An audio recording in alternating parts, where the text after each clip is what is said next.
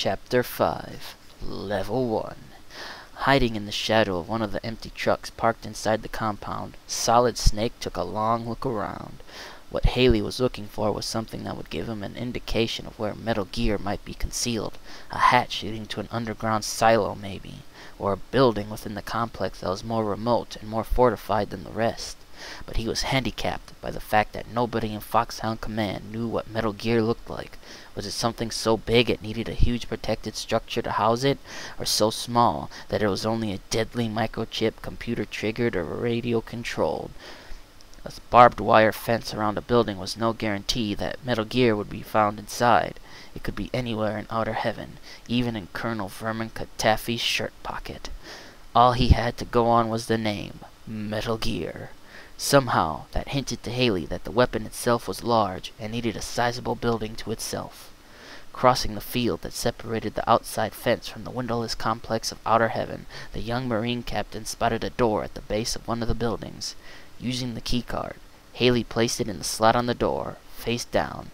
He could hear the latch click, and he pushed gingerly at the door. It opened to his touch.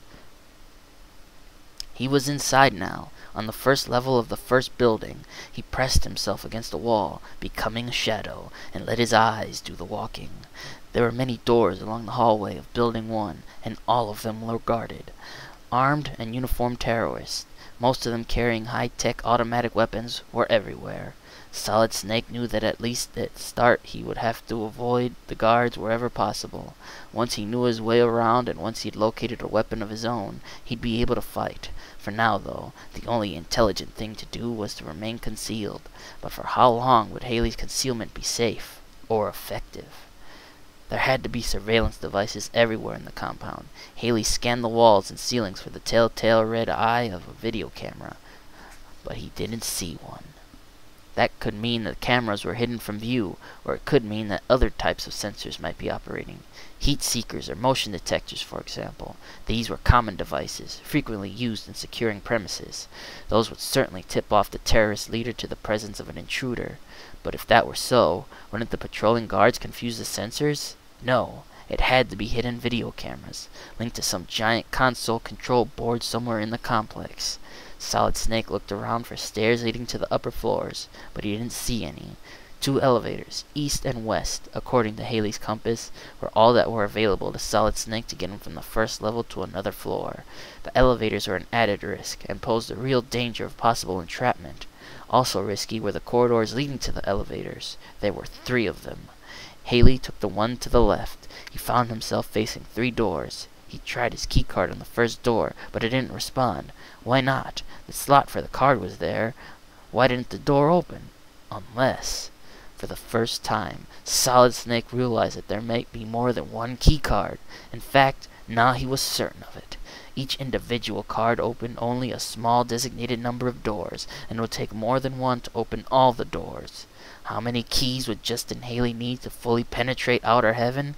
Although Justin didn't know it, there were actually 8 key cards that, used together, unlocked all the doors in the compound. It was an elaborate system in which the higher the soldier's rank, the more key cards he was entitled to carry.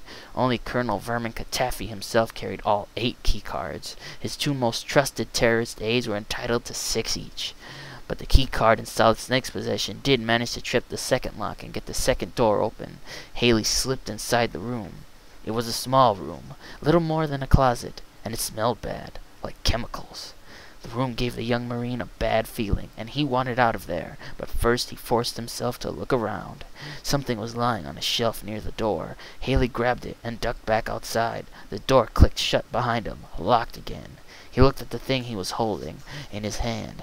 It was a gas mask. Considering the chemical smells, the gas mask made perfect sense. It was probably used during experimentation in that room. It could be useful, but what Solid Snake really wanted was a weapon. But he decided to keep the gas mask and moved down the corridor. The guards were still patrolling, back and forth, up and down. Now they were coming Haley's way, their heavy boots making cadenced footsteps, sounding closer and closer. Hugging the wall, Haley raced off in the opposite direction, to the nearest side door of level 1. Quickly, he tried his keycard, which he now thought of as keycard 1. It worked. The door opened, and Haley was back outside the building before the terrorist guards caught a glimpse of him. 3 military trucks were parked just outside the door. They were marked with the same strange insignia of the other vehicles he had seen outside the compound. Haley ran swiftly toward them, hoping to find them unguarded.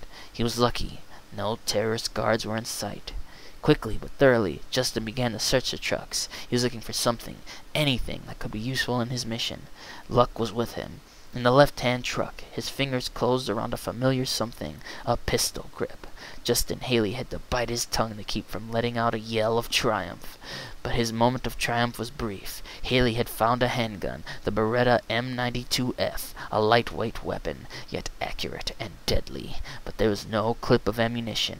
The gun was empty. Still, it was a beginning. Game hint. Get the rocket launcher on the second floor of Building 2. After you have earned 4 stars, call Jennifer on frequency 12048.